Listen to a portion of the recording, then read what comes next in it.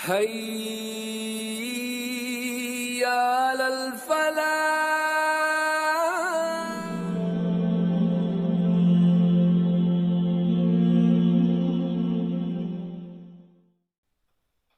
اعوذ باللہ من الشیطان الرجیم بسم اللہ الرحمن الرحیم۔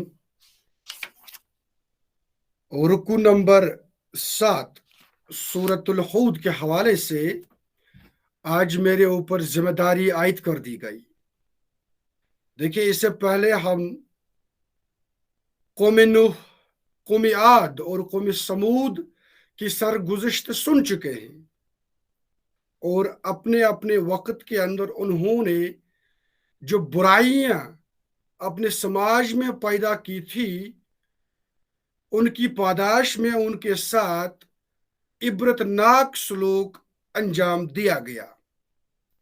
اب اسی سلسلے کو آگے بڑھاتے ہیں اور ہم براہ راست شروع کرتے ہیں آیت نمبر 49 سے۔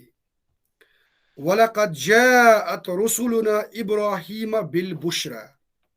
اللہ تبارک و تعالیٰ فرما رہے ہیں، اور ابراہیم علیہ السلام کے پاس ہم فرستاد بشارت لے آئے، یعنی کہ ہم نے ابراہیم علیہ السلام کے پاس اپنے فرشتے ایک بشارت لے کر بھیجے۔ قالوا سلام، انہوں نے کہا سلام یا السلام علیکم اگر ہم آج کے وقت میں دیکھیں گے۔ قال السلام، ابراہیم علیہ السلام نے بھی جواب میں سلام کہا۔ فما لبث ان جاء بعجل حنید، پھر کچھ دیر نہ گزری کہ آپ علیہ السلام لے آئے ایک بنا ہوا، ایک تیار کیا ہوا بچڑا۔ اب اس آیت سے 3 باتیں ہمیں سمجھ آ رہی ہیں۔ پہلی بات، سلام کرنا یہ ایک فرشتوں کا وتیرہ ہے۔ اس سے ایسا لگتا ہے کہ فرشتے بھی جب ایک دوسرے کے ساتھ مل جاتے ہیں تو وہ سلام کرتے ہیں، اور اس کے بعد یہی طرز عمل اختیار کیا ہے انبیاء علیہ السلام نے، کہ انسانی مخلوق ہو یا غیر انسانی مخلوق ہو، زندہ ہو یا مردہ ہو، آپ جو ہی ان سے مل جاتے ہیں آپ انہیں سلام کہتے ہیں۔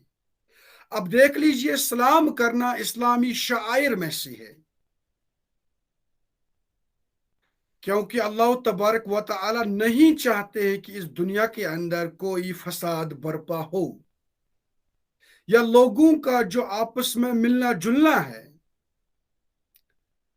باقی تعلقات اور معاملات ہیں، ان میں کوئی بگاڑ پیدا ہو جائے۔ اس لیے جو ہی آپ کسی سے مل جاتے ہیں، آپ سب سے پہلا کلام السلام علیکم کرتے ہیں۔ اس سے مخاطب شخص کو یہ اندیہ ملتا ہے کہ یہ جو سامنے والا بندہ ہے، یہ میرے ساتھ خیر خواہی کا طلبگار ہے، یہ میرا اپنا رفیق ہے، اپنا ساتھی ہے۔ اسے ظاہر ہوتا ہے کہ انسان کا ارادہ، انسان کی نیت دوسرے انسان کے ساتھ نہایت ہی اچھی ہے،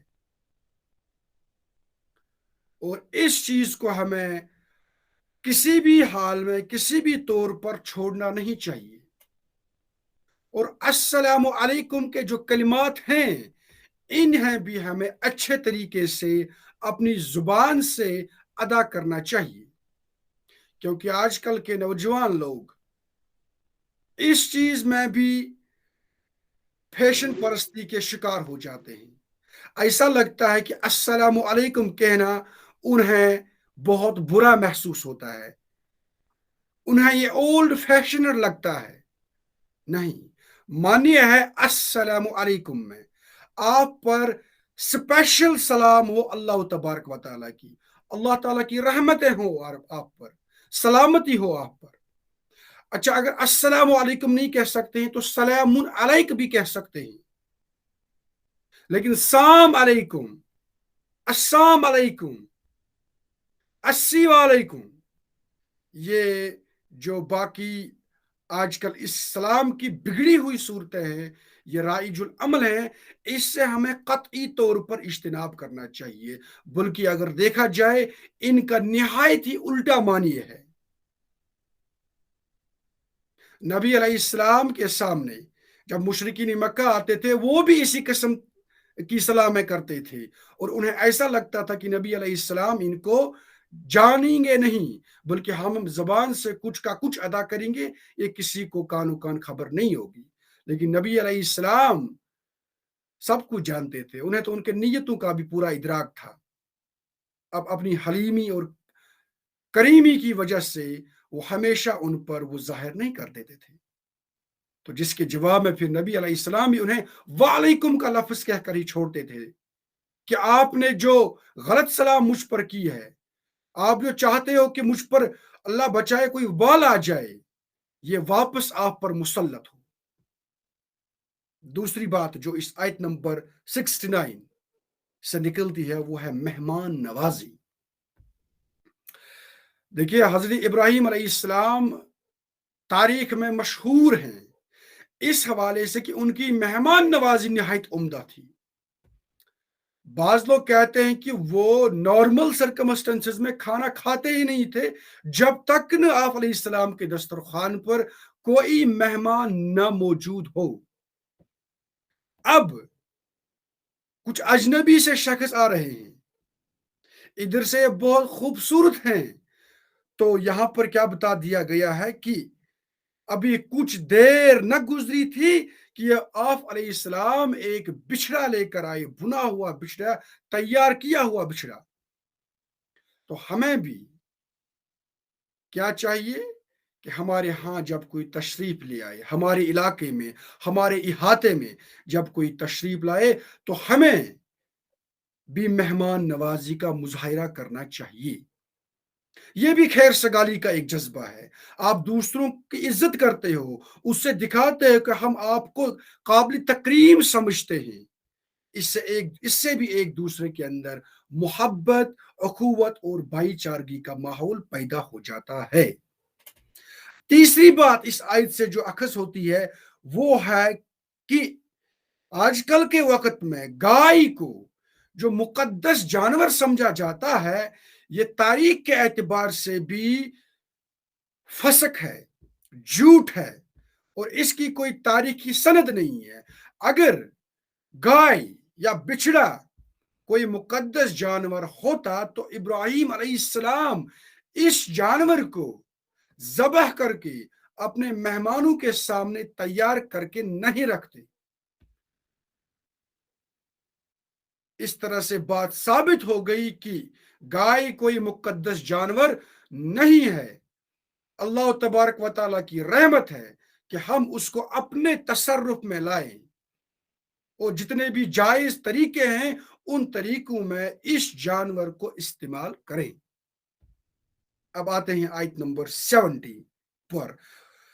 फलम्मा रआ अयदियहुम ला तसिलु इलैहि, फिर जब आप अलैहिस्सलाम ने देखा कि उनके हाथ उसकी तरफ नहीं बढ़ रहे हैं। अब ये जो लोग आए मेहमान बनकर हजरत इब्राहिम अलैहिस्सलाम के घर में, इनके सामने बुना हुआ बिछड़ा रखा गया, आला किस्म की जियाफत पेश कर दी गई, लेकिन ये हाथ नहीं बढ़ा रहे हैं। इस तरह से हजरत इब्राहिम अलैहिस्सलाम को खदशा महसूस हुआ कि कहीं ये किसी बुरी नीयत से तो नहीं आए, क्योंकि उस वक्त राइजुल अमल जो अमल थी, उसके मुताबिक अगर किसी के सामने कोई खाना पेश किया जाता और वो उसको ना खाता, तो ऐसा महसूस किया जाता था कि ये किसी बुरी नीयत से यहाँ पर आया है। और इसी के वजह से हजरत इब्राहिम अलैहिस्सलाम के अंदर भी ये खदशा पैदा हुआ कि कहीं ये किसी बुरी नीयत से तो हमारे पास नहीं आए। क़ालू ला तखफ, फरिश्तों ने कहा, आप डरिए मत, इन्ना उरसिलना इला कौमि लूत। अब فرشتوں نے اپنا ارادہ ظاہر کیا اور فرما دیا انا ارسلنا الی قوم لوط، اصل میں تو ہم بھیجے گئے ہیں قوم لوط کی طرف، یعنی ہم فرشتے ہیں اور ہم قوم لوط کے اوپر عذاب ڈالنے کی غرض سے آئے ہیں۔ حضرت لوط علیہ السلام حضرت ابراہیم علیہ السلام کے بھتیجے تھے، اپنے چچا جان کے ساتھ مصر، شام، عراق اور فلسطین کے جو علاقے ہیں وہاں پر دعوت و تبلیغ کے کئی سارے دورے لوط علیہ السلام نے حضرت ابراہیم علیہ السلام کے ساتھ کیے تھے، جس کے بعد پیغمبری کا منصب ان کے لیے بھی تفویض کیا گیا اللہ تبارک و تعالیٰ کی طرف سے، اور وہ ایک الگ علاقے کے اندر جس کا مرکز صدوم نامی شہر تھا وہاں پر دعوت و تبلیغ کے سلسلے میں قیام پذیر ہوئے، لیکن ان کے اندر ایک بہت بڑی بیماری پیدا ہوئی، بڑی شرمناک بیماری پیدا ہوئی، جس کی وجہ سے یہ عذاب کے فرشتے ان پر نازل کر دیے گئے۔ اس کے بعد آیت نمبر 71، وَامْرَأَتُهُ قَائِمَةٌ فَضَحِكَتْ، اور آپ علیہ السلام کی بیوی جو کہیں قریبی پاس میں کھڑی تھی وہ ہنس پڑی۔ اب اس بارے میں بہت سے اقوال ہیں کہ وہ کیوں ہنس پڑی۔ قرین قیاس ہے وہ اس لیے ہنس پڑی کیونکہ حضرت ابراہیم علیہ السلام سہم گئے تھے، چوک گئے تھے، ڈر گئے تھے۔ اس کے بعد فوراً بعد جب فرشتوں نے اپنا ارادہ ظاہر کر دیا اور اپنی شناخت بھی ظاہر کر دی، تو اس کی وجہ سے حضرت سارہ علیہ السلام ہنس پڑی کہ یہ کیا وجہ ہوئی، میرے شوہر فرشتوں کو دیکھ کر ہنس گئے، ڈر گئے، معذرت چاہتا ہوں۔ فبشرناہ باسحاق، تو اسی سلسلے کی کڑی کے طور پر فرشتے اب مخاطب ہو گئے حضرت سارہ کی طرف اور بشارت دی انہیں اسحاق علیہ السلام کی۔ وَمِن وَرَاءِ اسحاق یعقوب، اور اسحاق کے بعد یعقوب علیہ السلام کی بھی بشارت انہیں دے دی۔ قالت یا ویلتا، حضرت سارہ نے کہا ہائے میری شہمت۔ انہوں نے کیوں کہا؟ یہ انہوں نے اس لیے نہیں کہا کہ یہ ناخوش ہوئیں فرشتوں کی بشارت سے، نہیں، اصل میں اس وقت عمر تھی حضرت سارہ کی 90 سال، حضرت ابراہیم علیہ السلام کی عمر 100 سال کی تھی، تو اس عمر میں یہ سننا کہ آپ کے ہاں اولاد پیدا ہوگی، یہ ایک ایسی بات تھی کہ جس کی وجہ سے وہ چوک گئی، انہونی سی بات انہیں یہ لگ گئی، اسی لیے انہوں نے یہ جملہ کہا ہائے میری شہمت، ہائے اللہ، ہم کہہ سکتے ہیں یہ کیسے ہو سکتا ہے کہ اس عمر میں مجھ سے بچہ جنم لے گا، الد، کیا اب میں بچہ جنوں گی، وَأَنَا عَجُوز، جبکہ میں نہایت ہی بوڑھی ہو چکی ہوں، وَهَذَا بَعْلِي شَيْخًا، اور یہ جو میرے شوہر نامدار ہیں یہ بھی تو بوڑھے ہیں، إِنَّ هَذَا لَشَيْءٌ عَجِيبٌ، یہ تو بہت عجیب چیز ہے۔ اب دیکھ لیجئے یہاں پر بشارت دی گئی انہیں کہ آپ کے ہاں اسحاق پیدا ہوں گے، اور اسحاق کے بعد ان کے بیٹے یعقوب بھی پیدا ہوں گے، اور آپ کی ذریت سے نسل چلے گی۔ یہ کتنی خوشخبری تھی حضرت سارہ علیہ السلام کے لیے۔ اب دیکھ لیجئے حضرت ابراہیم علیہ السلام اس سے پہلے حضرت حاجرہ سے بھی نکاح کر چکے تھے، اور ان کو وہ مکہ معظمہ میں چھوڑ کر چلے آئے تھے اپنے بیٹے حضرت اسماعیل علیہ السلام کے ساتھ۔ یہ جو یہاں پر خوشخبری دی جا رہی ہے یہ حضرت ابراہیم علیہ السلام کی دوسری بیوی حضرت سارہ علیہ السلام کو خوشخبری سنائی جا رہی ہے۔ قالوا اتعجبین من امر اللہ، فرشتوں نے کہا کیا آپ کو اس بات پر تعجب ہے کہ اللہ کوئی فیصلہ لے لے، یعنی یہ تو اللہ کا فیصلہ ہے اور ہم اللہ کی طرف سے آپ کو یہ خوشخبری دینے آئے ہیں، اللہ کے دربار میں کوئی بھی بات انہونی نہیں ہے۔ آج کل کی دنیا کے اندر بھی جب سائنس کہتی ہے کہ عورت ایک مخصوص عمر پانے کے بعد بچہ نہیں جن سکتی، ایسے کئی سارے واقعات ہم انٹرنیٹ پر باقی نیوز ایجنسیز کے ذریعے سے سنتے ہیں کہ کسی بوڑھی عورت سے، 60 سال کی عورت سے، 70 سال کی عورت سے کوئی بچہ جنم لیتا ہے۔ یہ اللہ تبارک و تعالیٰ کی قدرت خاص ہے، اور وہاں پر اور اللہ تبارک و تعالیٰ کو اس چیز کی حاجت نہیں ہے کہ اب فلاں ریکوائرمنٹ پوری ہو جائے، اب یہ عمر وہ پوری کرے اور اس کے بعد ہو جائے، اس سے پہلے ہو جائے۔ اللہ تبارک و تعالیٰ کو ان چیزوں کی کوئی بھی حاجت نہیں ہے۔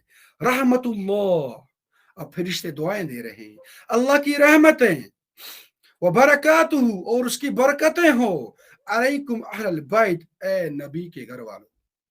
اب یہاں پر یہ جو اہل بیت ہے، یہ اصل میں مخاطب کیا گیا ہے حضرت سارہ کو، یعنی کہ ریفرنگ ٹو حضرت سارہ، کہا گیا ہے کہ آپ اہل بیت میں سے ہو۔ آج کل کے زمانے میں بھی بعض ایسے فرقے ہیں جو نبی علیہ السلام کی بیویوں کو، حضرت خدیجہ الکبریٰ رضی اللہ تعالی علیہم کے بغیر باقی جتنی امہات المومنین ہیں ان کو اہل بیت میں تصور نہیں کرتی، جبکہ قرآن کا یہ لفظ اس بات پر دلالت کرتا ہے کہ اہل بیت میں سب سے پہلے اگر کوئی شخص مراد ہے تو وہ نبی کی بیوی ہیں یا نبی کی بیویاں ہیں۔ اب اس کے بعد نبی علیہ السلام نے اپنے اس اہل بیت کے سٹیٹس کو، خطاب کو وسعت دیتے ہوئے حضرت فاطمہ، حضرت علی، حضرت حسن و حسین رضی اللہ تعالی علیہم اجمعین کے لیے بھی وسعت دی اس چیز کو کہ یہ بھی اہل بیت میں سے ہیں۔ انہ حمید مجید، یقیناً اللہ لائق کی حمد اور بزرگی والا ہے، اس کے لیے یہ بات کوئی انہونی سی بات نہیں ہے۔ اس کے بعد آیت نمبر 74، فلما ذهب عن ابراہیم الرؤ، پھر جب ابراہیم علیہ السلام کا خوف جاتا رہا، یعنی کہ وہ انہیں اب اطمینان نصیب ہوا کہ یہ فرشتے ہیں، وجاءته البشرا، اور یہ بشارت بھی پہنچ گئی، یجادلنا فی قوم لوط، تو اس کے بعد ابھی اصل مدعے پر آئے کہ آپ مجھے بتا دیجئے آپ عذاب لے کر قومی لوط کے اوپر کیوں نازل کر دیے گئے ہیں۔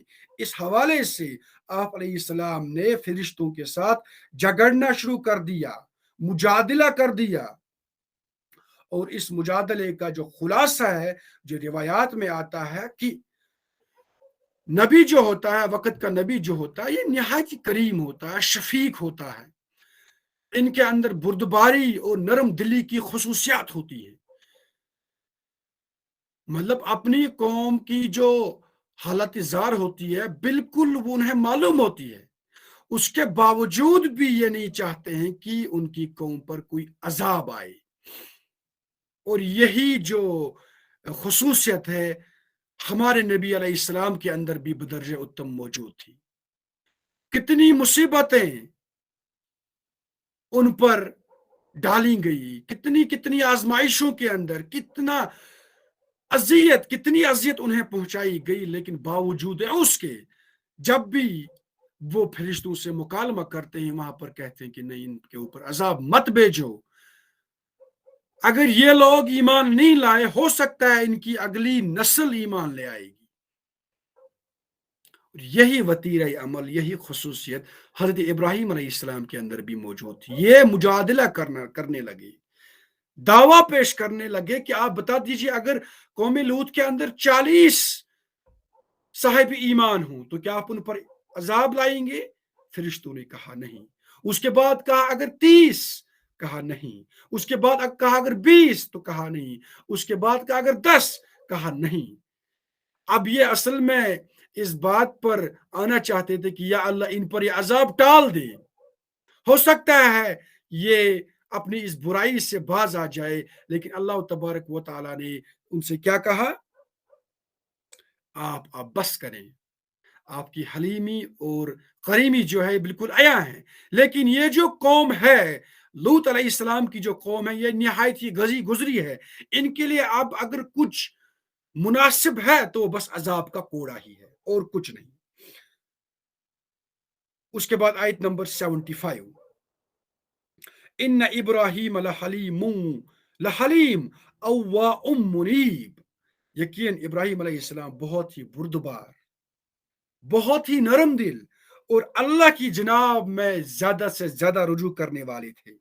اب یہ تو لازمی سی بات ہے، پیغمبر علیہ السلام یہاں پر خصوصی طور پر ابراہیم علیہ السلام کی 3 خصوصیات بیان کر دی گئی ہیں۔ ایک، وہ بردبار تھے، نمبر 2 نرم دل تھے، نمبر 3 اللہ تبارک و تعالیٰ کی طرف پلٹنے والے تھے، جلدی پلٹنے والے تھے۔ آخری آیت میں یہاں پر بیان کروں گا، اس کے بعد ہم یہاں ختم کریں گے اور کل کے لیے اس سے کنٹینیو کریں گے۔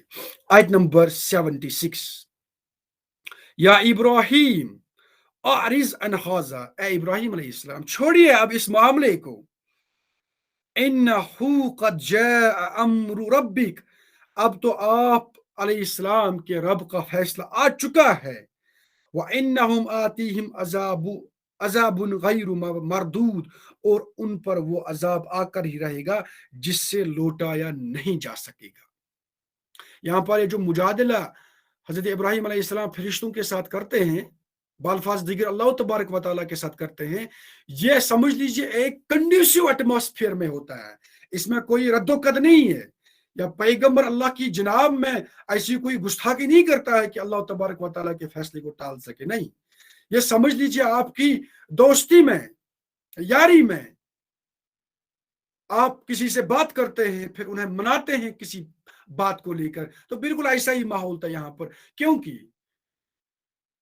ابراہیم علیہ السلام تو تھے ہی خلیل اللہ تبارک و تعالیٰ کے خلیل تھے، وہ دوست تھے، وہ تو اسی پس منظر میں وہ چاہتے تھے کہ ان پر یہ عذاب کا کوڑا نہ لگے، یہ بچ جائے اس کوڑے سے، لیکن اللہ تبارک و تعالیٰ اب آگے انہیں ثبوت پیش کریں گے کہ واقعی یہ قوم اس لائق تھی یا نہیں۔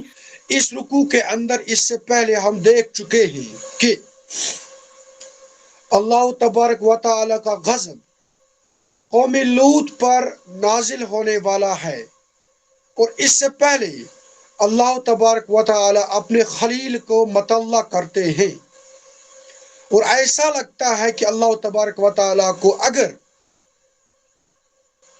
دنیا پر کوئی خاص فیصلہ اتارنا ہوتا ہے اور اس وقت کوئی پیغمبر، کوئی نبی، کوئی رسول موجود ہو تو اللہ تبارک و تعالی پہلے اس سے مطلع کرتے ہیں، اور اب اگر یہ پیغمبر خلیل جیسا ہو، ابراہیم جیسا ہو، تو سیدھی سی بات ہے یہاں پر اس سے مطلع کر دینا لازمی سی بات ہے۔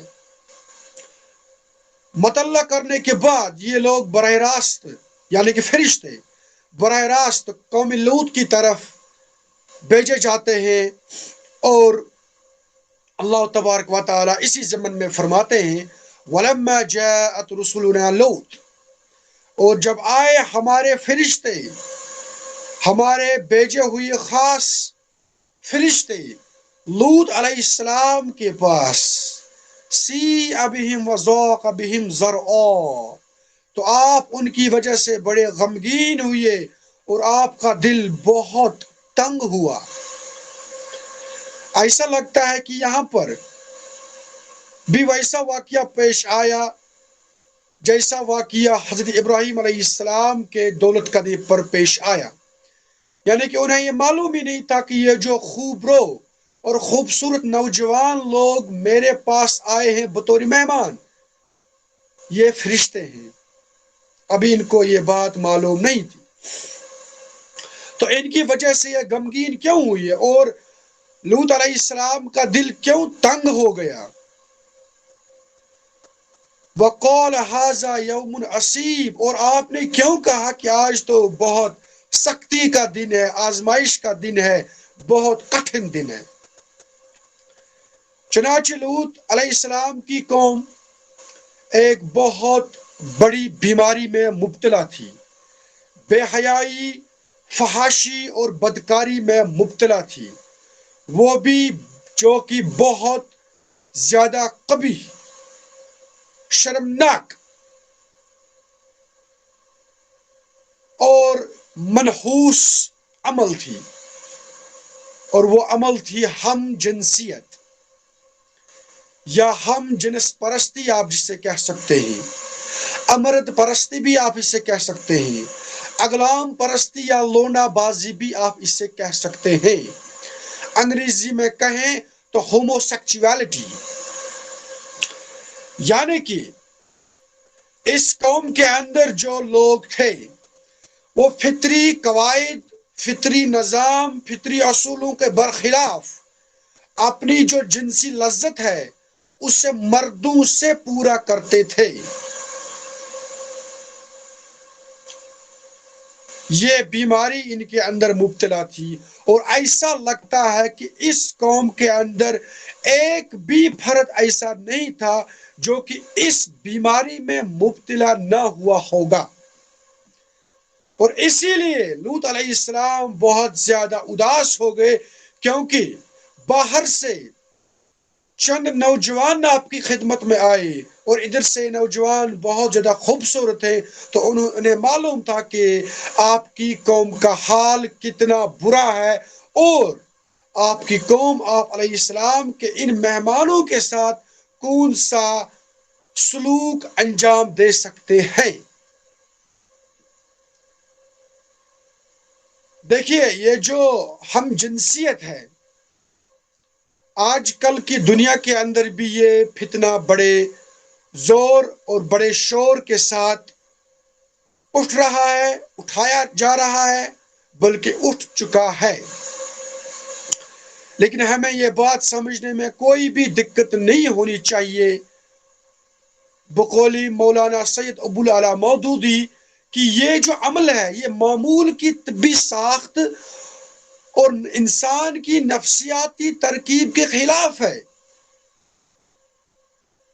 آگ کا کام ہے جلانا، اب اگر آگ کل کو کہے کہ مجھے جلانا نہیں ہے، کیونکہ جب میں جلا دیتی ہوں تو یہ میرے لیے شرمناک ہے، میں جلانا بند کر دوں گی، پانی کہے گا کہ میں بجھانا بند کروں گی، آفتاب کہے گا کیا یہ چٹی مجھے ہی ہے، میں اپنے اندر اتنی ساری گرمی دنیا واسیوں کو دے دوں، تو آپ خود بخود سمجھ سکتے ہیں کہ انسان اب اگر اپنی معمول کی طبی ساخت، فطری ساخت کے خلاف جائے گا تو کتنا بگاڑ اور کتنی اخلاقی تنزلی پیدا ہو سکتی ہے۔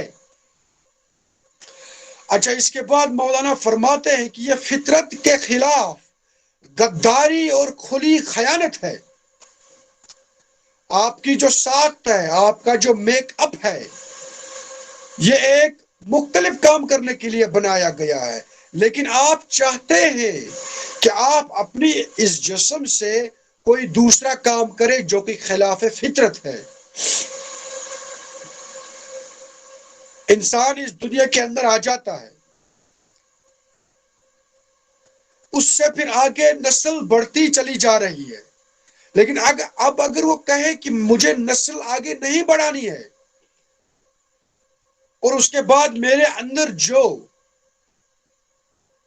شہوانی جذبات ہیں ان کو میں سماج کے طے کردہ ضوابط و قواعد کو چھوڑ کر کسی اور ذریعے سے پورا کروں، تو آپ خود بخود سمجھ سکتے ہیں کہ یہ فطرت کے خلاف کھلی بغاوت ہے یا اس کے ساتھ کوآپریشن ہے۔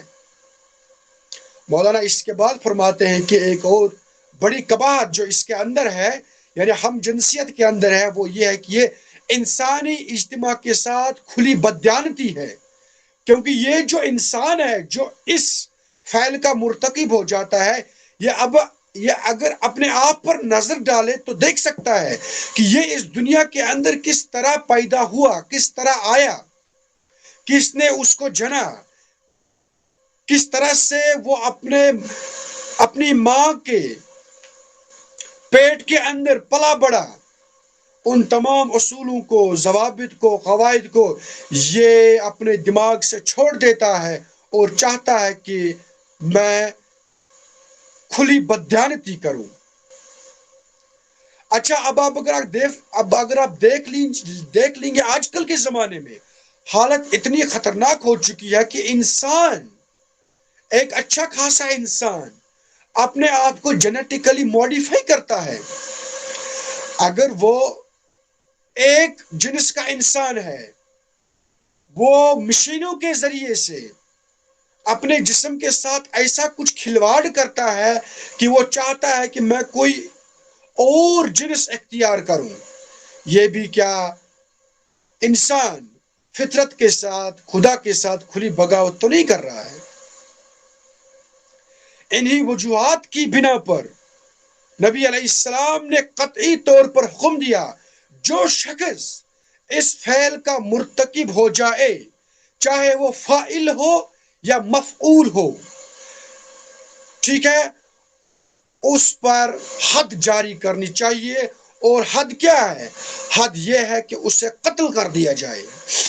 بلکہ صحابہ کی طرف اگر دیکھا جائے تو ان سے نہایت ہی سخت قول منقول ہیں۔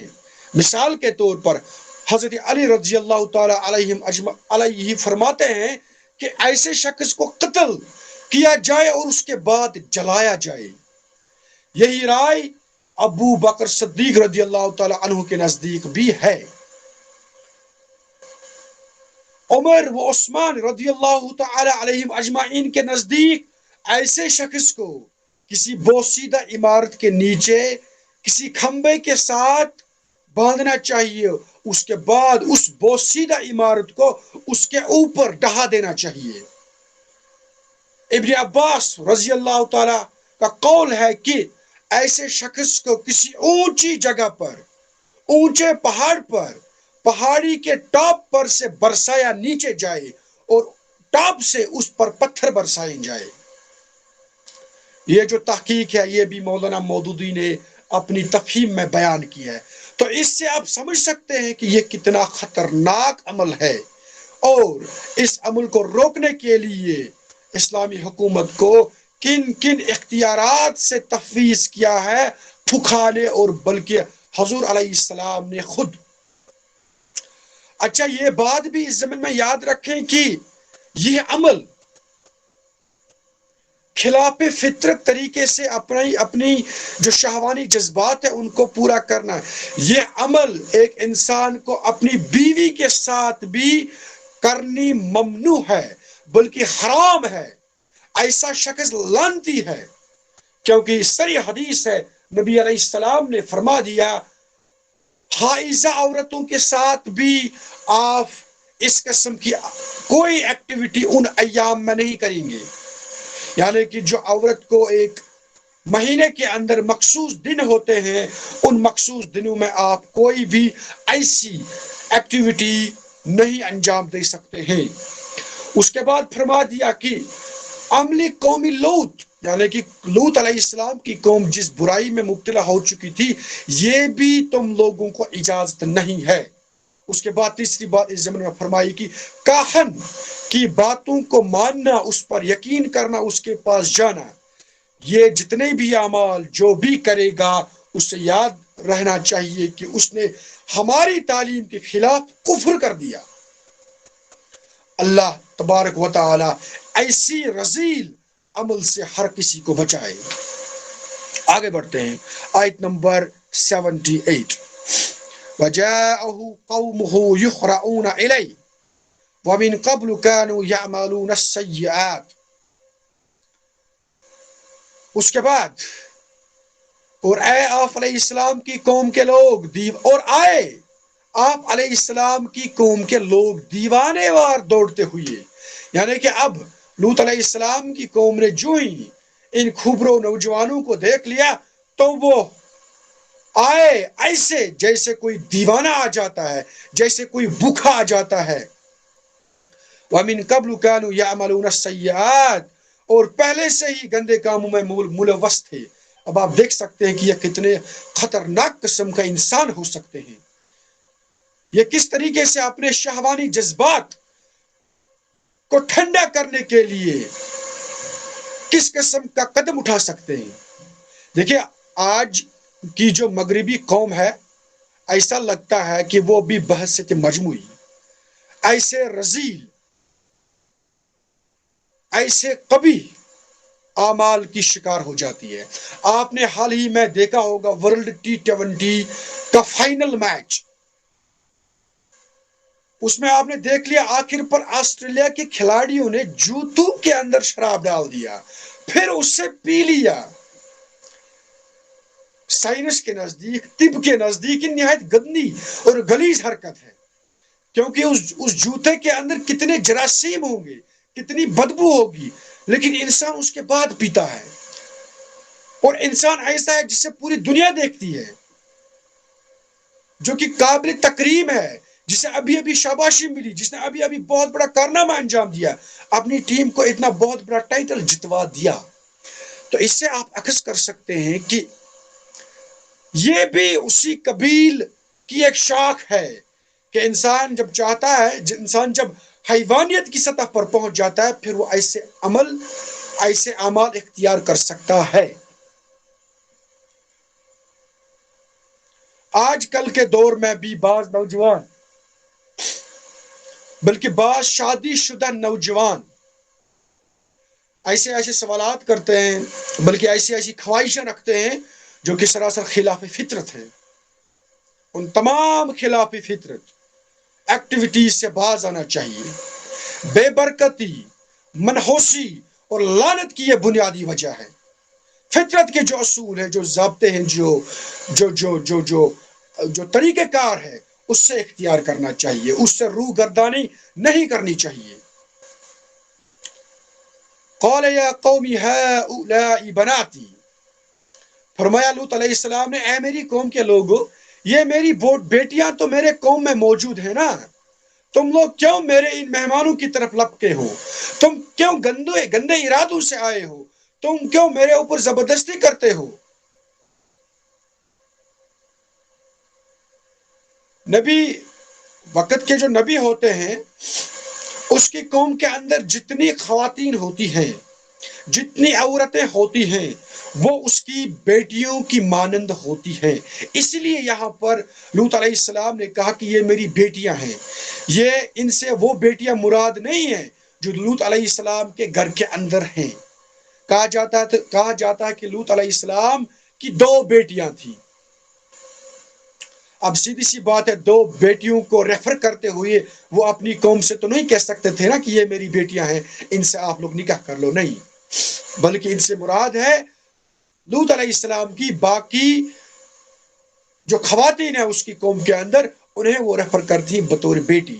کیونکہ نبی باپ کے مانند ہوتے ہیں، اور نبی کی جو بیویاں ہوتی ہیں وہ ماں کی مانند ہوتی ہیں اپنی قوم کے لیے. جس طریقے سے ہمارے لیے نبی علیہ السلام کی تمام ازواج مائیں جیسی ہیں.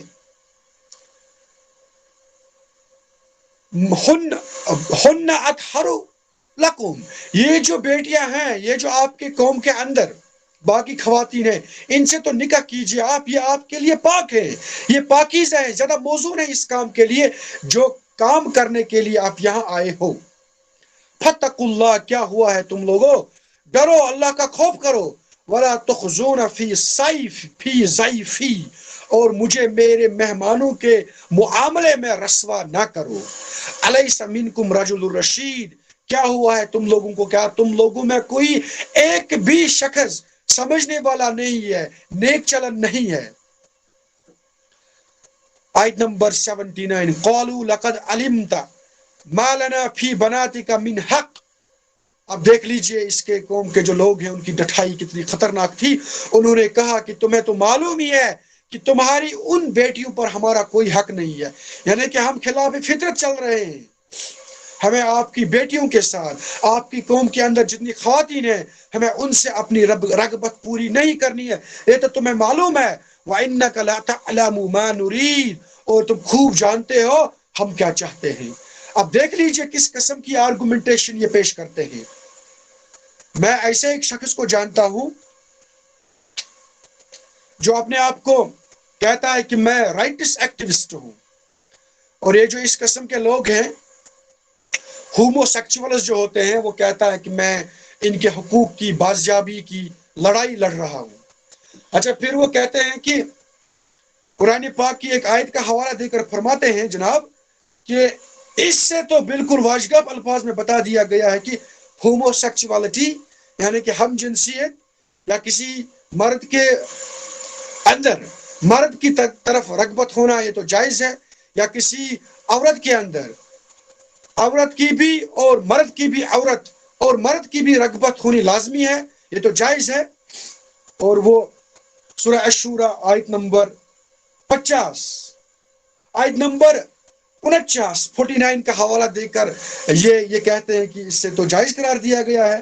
آیت کیا ہے میں آپ کے سامنے پڑھتا ہوں، یہ میں اس لیے زیادہ مناسب سمجھتا ہوں کیونکہ آج کل کے دور میں بھی بلکہ ہماری وادی کے اندر بھی بدقسمتی کے ساتھ یہ فتنہ اٹھ چکا ہے، اور اس کے لیے لوگ لڑ رہے ہیں، اور اس سلسلے میں لوگ باضابطہ طور پر ہائر اتھارٹیز کے پاس جاتے ہیں، اپنی بات منواتے ہیں، بلکہ بعض صدق قسم کے لوگوں کو بھی وہ لوگ اس حوالے سے بے رح کرتے ہیں۔ آیت کیا ہے؟ آیت سنیے آپ، للہ ملک السماوات والارض، زمین و آسمان کی بادشاہی اللہ تعالیٰ کے لیے ہے۔ یخلق ما یشاء، جو چاہتا ہے بنا لیتا ہے۔ یہب لمن یشاء اناسا ویہب لمن یشاء الذکور، جس سے چاہتا ہے لڑکے دیتا ہے اور جس سے چاہتا ہے لڑکیاں دیتا ہے۔ او یزوجہم ذکرانا و اناسا، اور جس سے چاہتا ہے لڑکیاں بھی دیتا ہے لڑکے بھی دیتا ہے۔ اب وہ بندہ کہتا ہے کہ یہ جو یہاں پر آیا ہے او یزوجہم ذکرانا و اناسا، جس سے چاہتا ہے لڑکیاں دیتا ہے جس سے چاہتا ہے لڑکیاں دیتا ہے، حالانکہ یہاں پر بالکل واضح الفاظ میں بتا دیا گیا ہے اس کا معنی کیا ہے۔ مفسرین نے بھی بالکل تمام مفسرین نے میرے علم کی حد تک اسے یہی معنی لیا ہے، لیکن یہ شخص کہتا ہے کہ اس سے مراد ہے کہ ایسا شخص جس کے اندر مردوں کے حوالے سے بھی رغبت ہو، عورتوں کے حوالے سے بھی رغبت ہو، یا ایسا شخص جس کی ترکیب اس طرح بنائی گئی ہو کہ وہ آدھی عورت ہو آدھا مرد ہو۔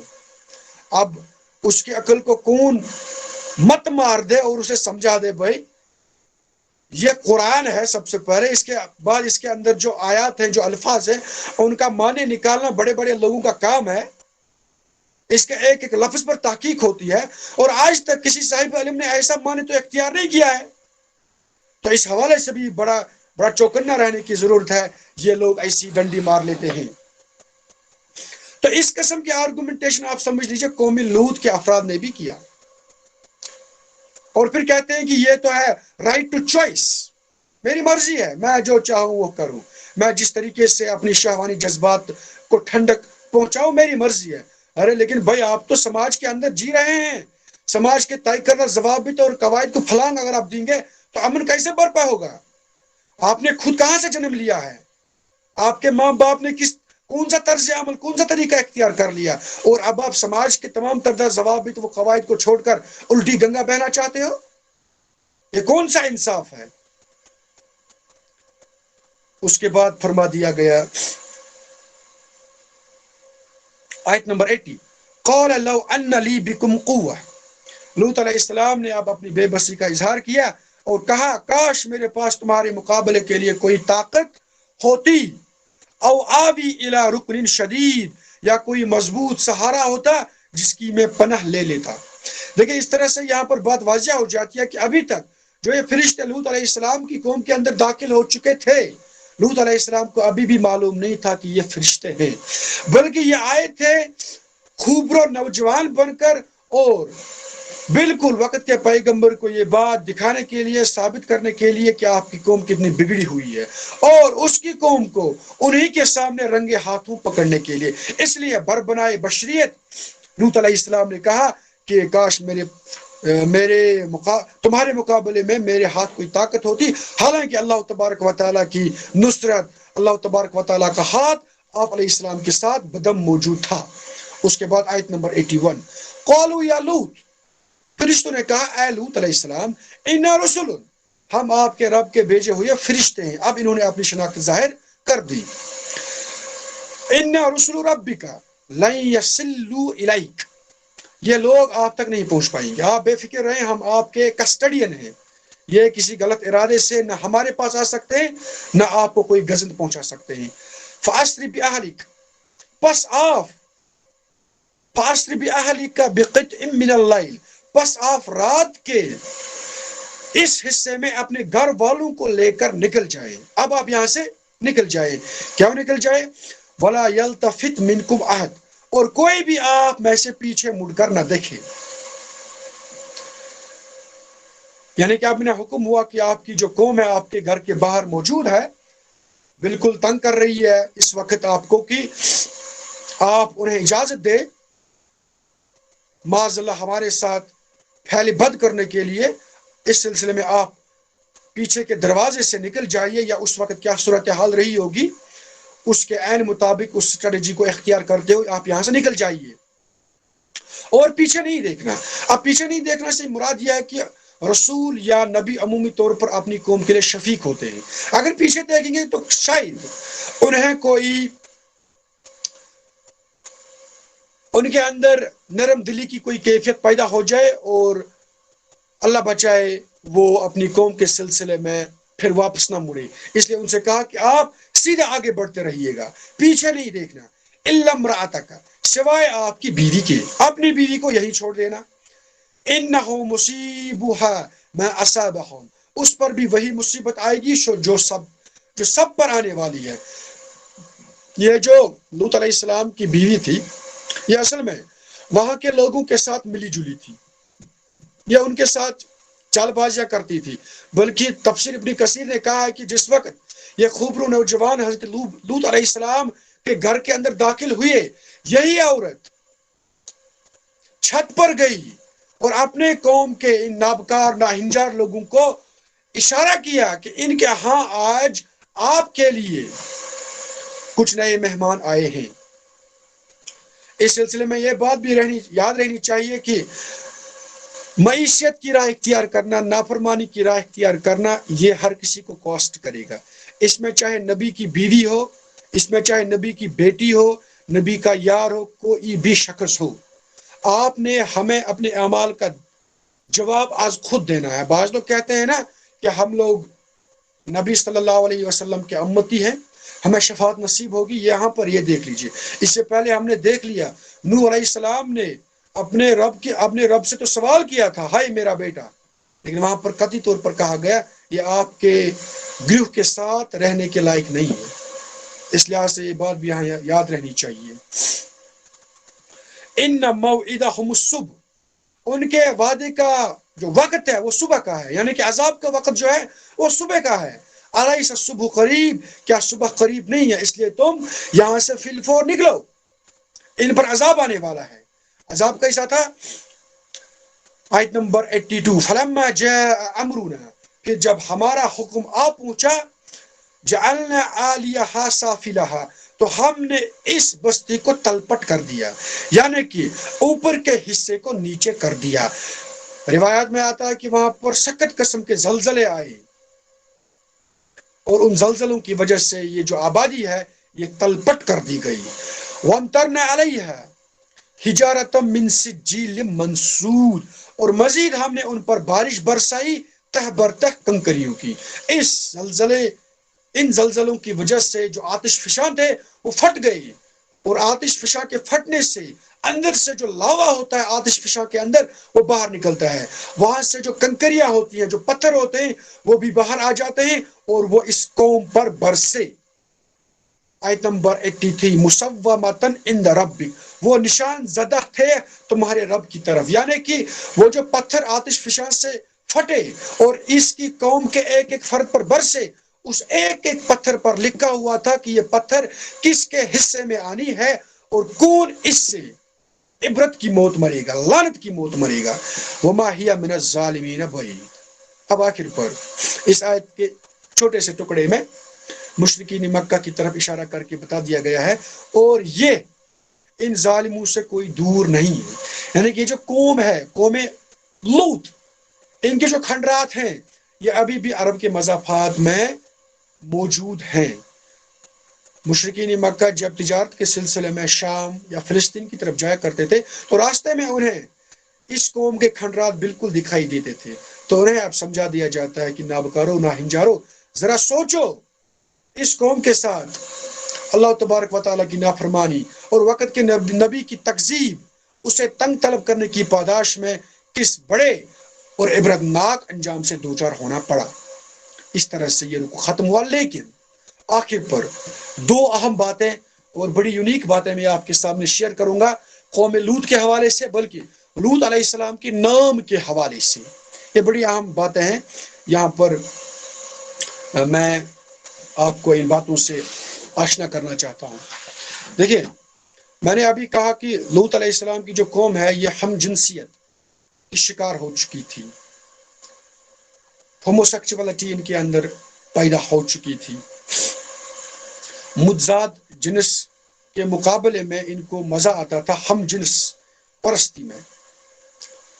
تو اس سلسلے میں ایک ٹرم ہے، اور وہ ٹرم ہے لواطت یا لوطیت. یہ ٹرم رائج العمل ہے، اور اس ٹرم سے ہم معنی یہی رکھتے ہیں کہ کسی نے کوئی عمل بد یا فعل بد انجام دیا. وہ فعل بد جو لوط علیہ السلام کی اقوام کے لوگوں نے انجام دیا. لیکن اس الفاظ کی ہمیں سخت مذمت کرنی چاہیے. بڑے بڑے علماء لوگ اس لفظ کو استعمال کرتے ہیں، اس اصطلاح کو استعمال کرتے ہیں.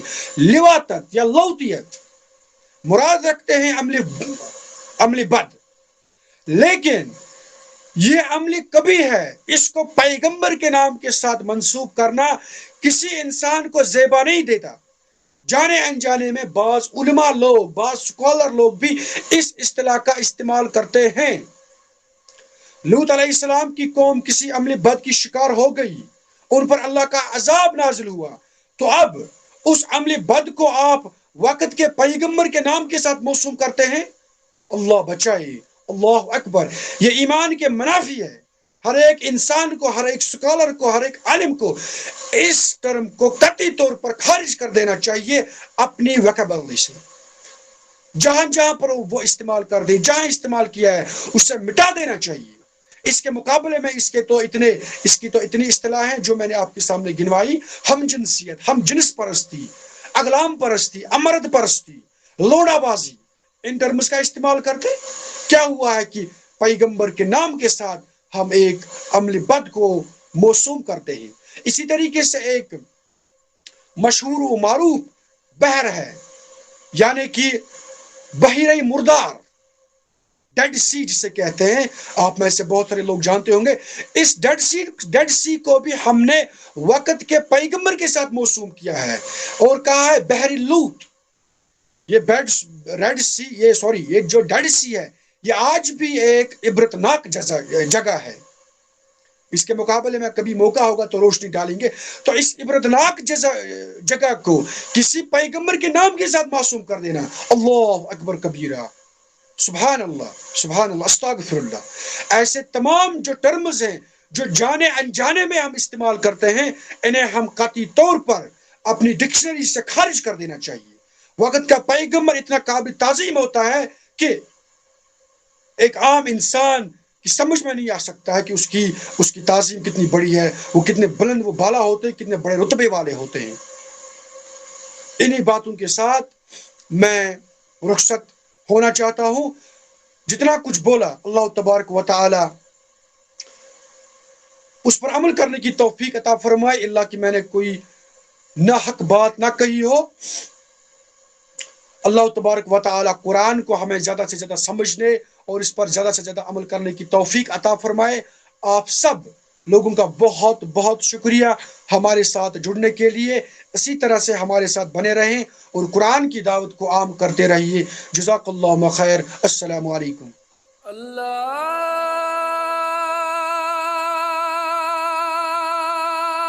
اکبر، اللہ